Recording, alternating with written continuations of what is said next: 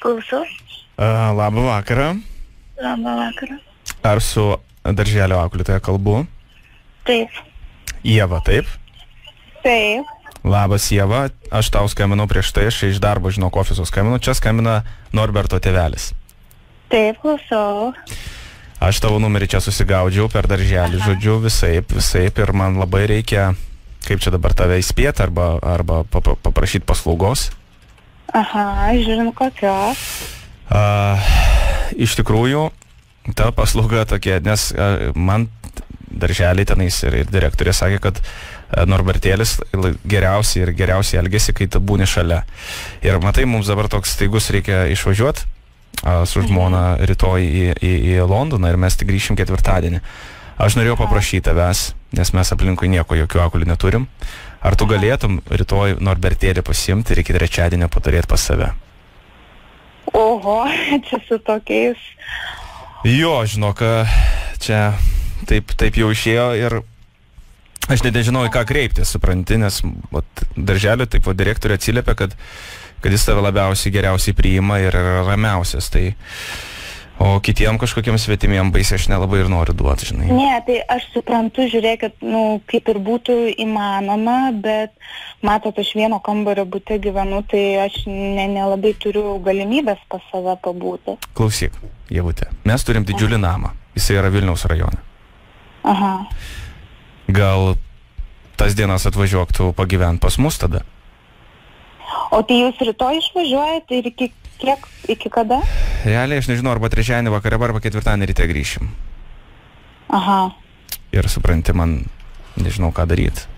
Aš tik vakare dabar gavau tavo numerį, tu prieš tai nekėlei, čia prieš valandą skambinu. Ir rytoj galėtum atvažiuoti, žinai, aš duočiau namo raktus. Ir tu galėtum pasaugot, pagyventęs 3 dienas iki ketvirtadienio galbūt. Gerai, aš nežinau, čia man reikia pasitarti kažkaip, nes, sakau, čia taip netikėtai iš tikrųjų. O su kuo tu turi pasitarti? Aš gyvenu su draugu šiaip, tai man čia žino taip. Ai, tu turi draugą ir jūs gyvenat kartu, ar ne?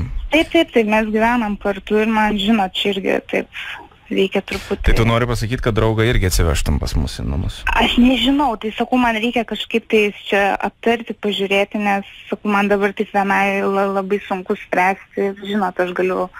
O ką tu galvoji apie mano Norbertėlį? Teisybę sakyk? Ne, viskas gerai, vaikas yra fainas, bet, turi savo tokių visokių dalykėlių, bet, ką jis turi?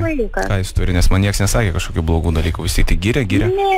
Ne, viskas gerai, jam užeina pykčio priepuolį tokie ir tiek, o šiaip viskas kaip ir gerai yra. Pykčio priepuolį ant tavęs būtent? Ne, ne ant manęs, jam ant vaikų užeina kartais pykčio priepuolį, kiek vasarą man kai teko dirbti, tai tiek mačiau. Čia į mane ko gero, žinok, nes aš piktas savo darbuotojams, tai greičiausiai mane žinai, bet... Ne, tai viskas, sakau, reikia mokėti susitarti ir kaip ir sakau... Tai kiek tu norėtum pinigų šitą visą reikalą?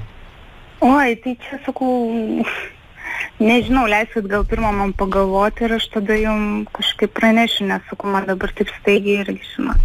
O kada tu man praneši, čia apsigalvosi, kada greitai? Tai gal aš rytoj tada jum ryte pranešiu. Rytoj, tada reikia su draugu pasitarti? Taip. Supratau. Tai va, nesakau, man dabar taip irgi žinot. Tokie pasiūlymai, tai labai sunku.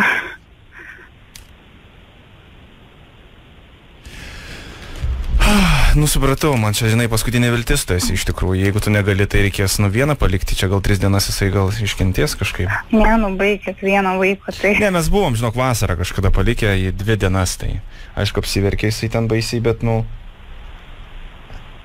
valgyt paliekė, tai viskas būna kaip ir neblogai, žinai, nes mes ir šuniuką esam palikę 3 dienas, tai gal... Tik buvo pridarę, žinai, visokiausiai ten prikakojas, prisisiuojęs, bet su vaikų tai pasakysi, kad tai ir nieko jis ten nepadarys. Blogiausia atveju, aš taip sakau, žinai, ta prasme. Vaikas jau iki ketvirtadienio pabūs vienas. Nu, Ne, aš kito varianto tiesiog neturiu, žinai, noriu tą pasakyti, Ievute, kad jeigu tu negali, tai Norbertėlį paliksim vieną iki ketvirtadienio. nežinau, tai vienas... O ką jis labiau mėgsta, čipsus valgyti, ar ką, aš tai galvoju, žinai, kažką. O ką jis valgo daugiau? Valgo čipsus? Ar jūs juokaujat, ar kame čia reikalas, nes kažkaip man labai čia žinokit. Zip FM. Labas, Ieva, radistai tau skambina. Zip FM. Taip, mes juokaujam, tave Greta užregistravo, sakė, kad tavo rytoj gimtadienis, tai kokį dar vaiką tu gali žiūrėti? Nesąmonė. Sąmonė, viskas yra gerai. Sakė, kad tu labai pavargsti nuo darželio darbų, nes labai ten daug dirbi ir pavargai nuo vaikų, ar ne, ir nori poilsio. Aha, bet prižiūrėti vaiką, tai čia žinot. Yra ką veikti? Yra. Vat Rolandui, ką tik gimė berniukas. Bus reikalų? Ar nebus? Ne, tavasi klausimas, ar bus mamai daug reikalų? Su vienu nebus. Su vienu nebus. O kiek tavo, ant tavo galvos kiek vaikų yra darželį? Tik 25. O kiek amžius koks jų yra? 5-6. Tai tas pats jau naglumas, ar ne? Visi viską klausia. Geras. O pati vaikų nori turėti? Aišku, noriu. Ar jau nebe? Noriu. O kiek metų tu dirbi šitą darbą? Nes tu jauna pakankamai, esi 24 metai rytoj. Kiek?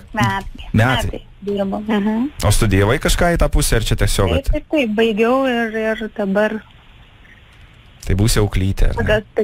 Auklėtoja. Auklėtoja, puiku. Tai su būsimu tave gimtadieniu sveikinam, Greta ir mes prisidedam. Gerai, ačiū. Linkėjimai, iki. Gerai, ačiū. Pailsėk.